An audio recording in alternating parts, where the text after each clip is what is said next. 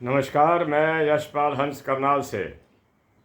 आशा है आप प्रसन्न होंगे, ईश्वर की कृपा होगी, संतानें आज्ञा में होंगी, घर में धन और ऐश्वर्य होगा।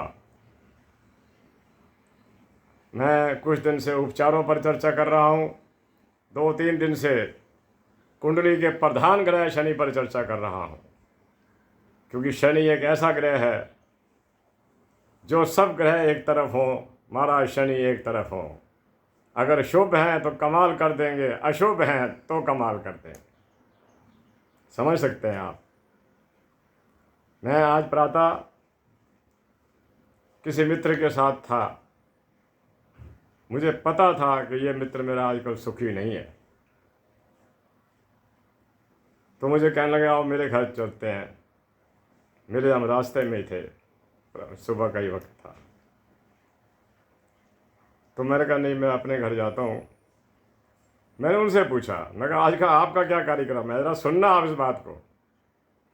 मैं जो बातें आपसे करता हूँ, उपचार भी बताता हूँ, सब कुछ करता हूँ, मैं आपको कुछ चर्चाएं ऐसी बताता हूँ जो ज्ञानवर्धक होती हैं हमारे लिए। सुबह सुबह अपने उस मित्र को मिलकर, मित्र क्या, मेरे मित्र के बेटे हैं, वो 50-55 वर्ष के होंगे, मेरे से 20 वर्ष छोटे होंगे, लेकिन आजकल उनका काम क्राइसिस में चल रहा है। मैंने कहा आज का आपका क्या कार्यक्रम है। कहने आज का मेरा कार्यक्रम क्या पूछते हो, एक तो कोर्ट में तारीख है और दूसरा एक और तारीख है, कोर्ट दूसरी है, लेकिन जाना कचहरी में ही पड़ेगा। यानी कि 2 तारीखें हो गई आज की। मैं कहा अच्छा। कहेंगे हाँ।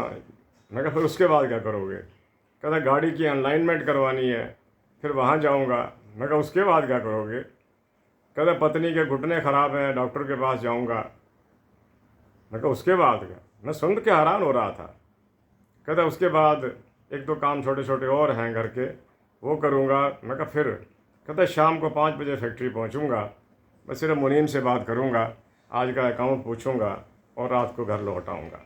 मैं हैरान हो गया सुन कि आज ये सारा दिन त्रस्त है। उसकी कुंडली बनाकर मैंने देखी थी, आजकल वो शनि के कारण ही त्रस्त है।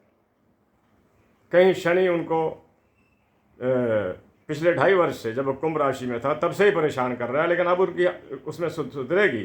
तो मुझे रास्ते में जब मैं वहाँ से उनको छोड़ा मैंने और मैं वहाँ अपने घर की ओर चल पड़ा, तो मैं यही सोच रहा था कि आज वो कितनी निश्चिंतता से मुझे बता रहे हैं इतने काम हैं, शाम को घर पहुँच जाऊँगा, शाम को फैक्ट्री जाऊँगा, फिर रात को घर पहुँच जाऊँगा। यानी कि कोई असर नहीं था ज़्यादा। मुझे गालिब का वो शेर याद आया, आपको भी सुनाता हूँ, इस पर अमल भी करना। कि गालिब साहब का जीवन भी कोई बहुत अच्छा नहीं था, एक गरीब आदमी थे वो, जो आज भारत का एक प्रख्यात शायर माना जाता है कि मुश्किलें इतनी पड़ी मुझ पर कि आसान हो गई, कि मेरे पर इतनी मुश्किलें पड़ी कि अपनी आप आसान होती चली।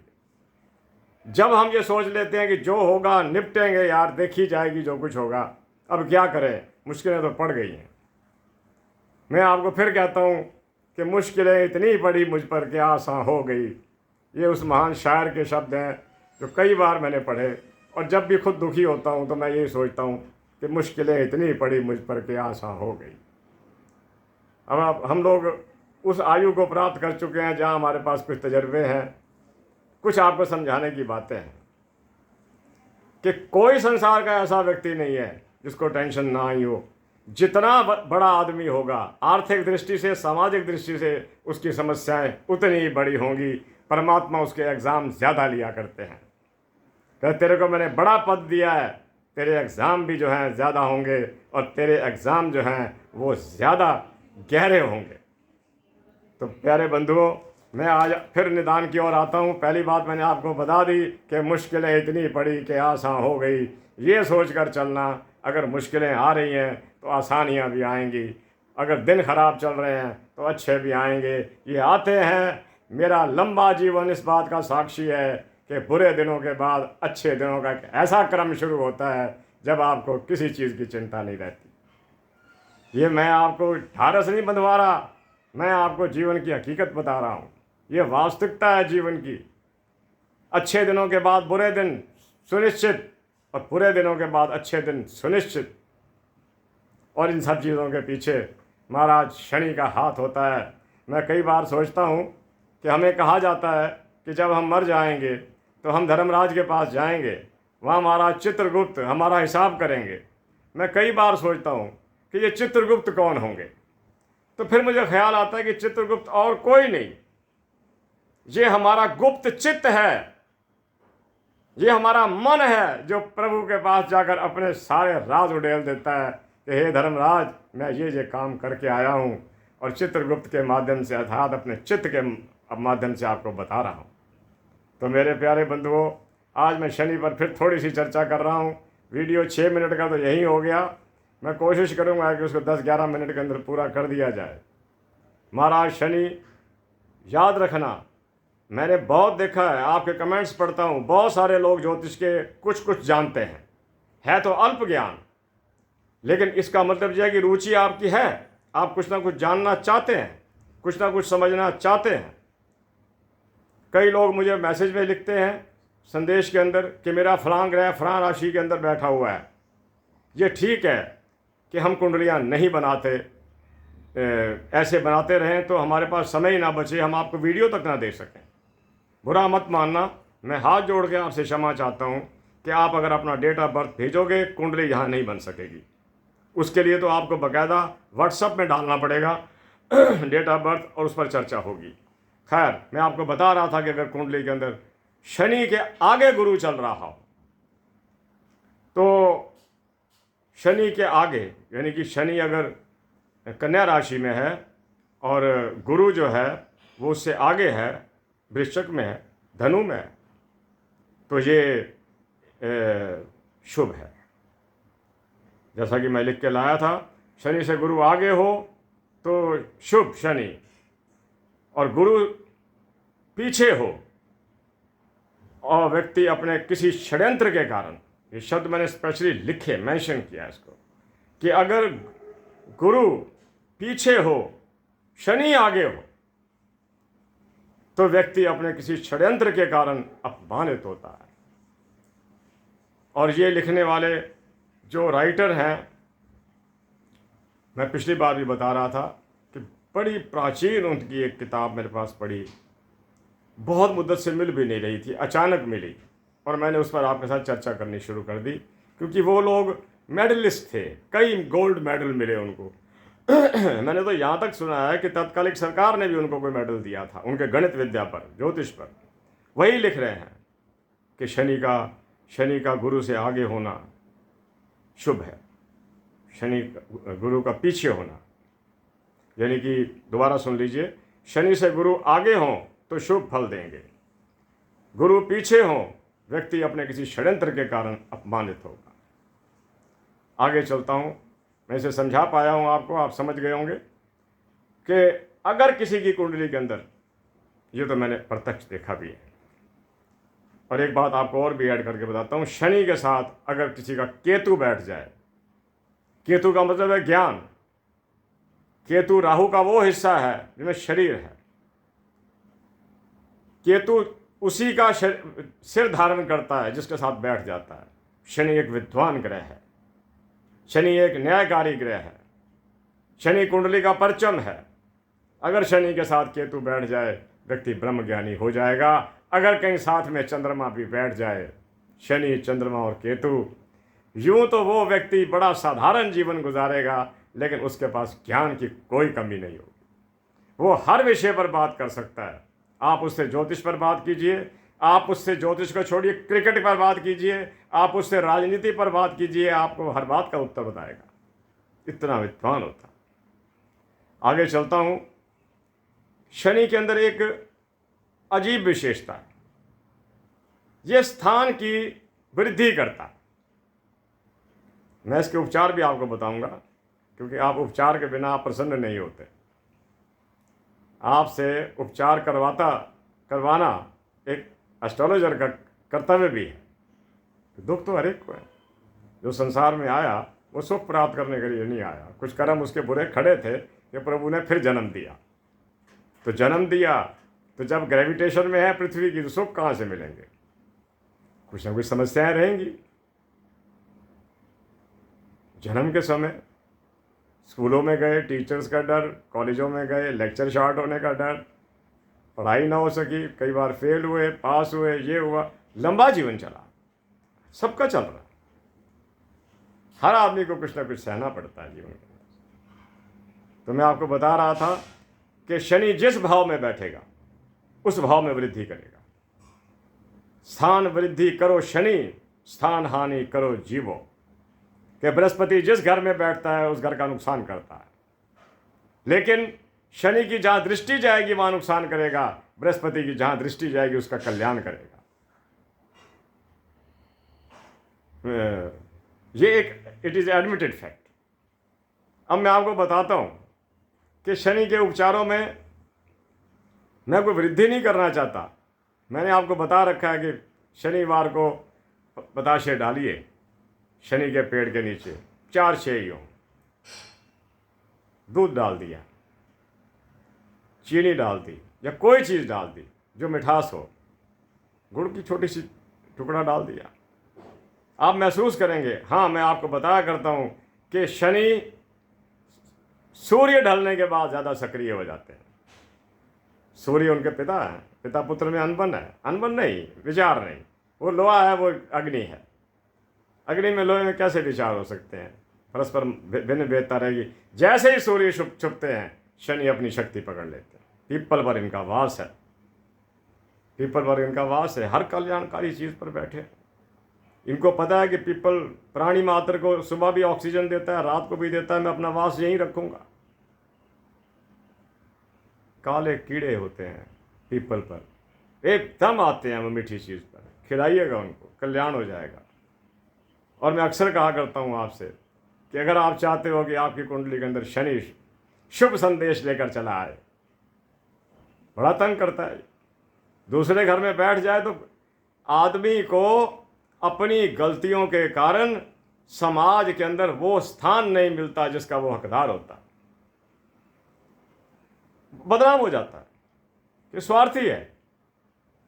मुझे एक विद्वान बता रहे थे, वो मेरे समय के हमारे गुरुजी के पास, मेरे गुरु भाई समझ लो, वो कहते थे कि मैं सख्त बीमार था, फलां आदमी मुझे मिलने आया, उसकी कुंडली हम तब भी देखते थे जब आश्रमों में थे, उसके दूसरे घर में था वो। आप विश्वास करना, दूसरे घर के शनि ने उसकी बीमारी की हालत में भी उसको कई काम बता डाले, उसके साथ संवेदनाएं तक प्रकट नहीं कर सका कि आप बीमार हैं, मैं आपके लिए कोई दवाई ले आऊँ, किसी डॉक्टर को दिखाऊं, नहीं कह सकता।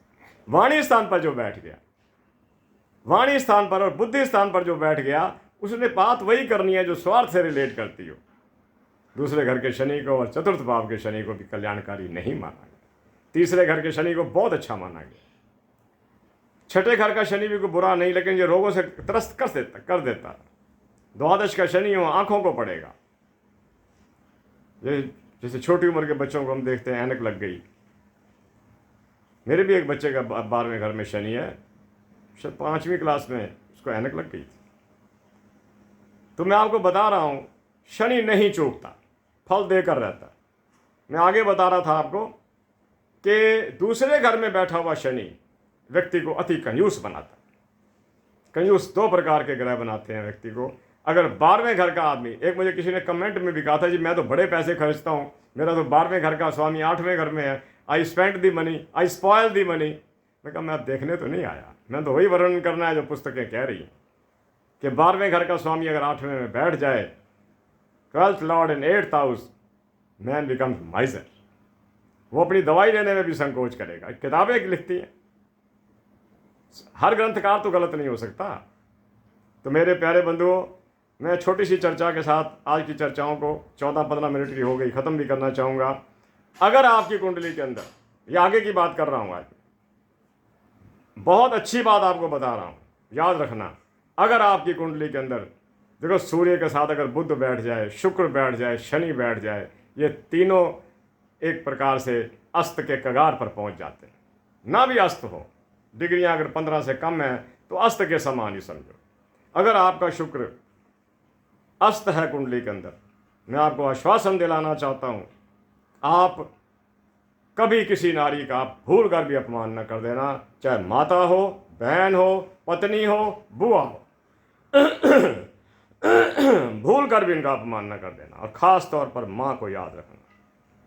शुक्र जो है स्त्री जाति से रिलेट करता है। अगर आपने अपनी माता का अपमान कर दिया, सारी ज़िंदगी आपको बड़ी दिक्कत आएगी। शुक्र का इलाज बता रहा हूँ मैं आपको। रिस्पेक्ट वुमेन्स, इनकी इज्जत कीजिए।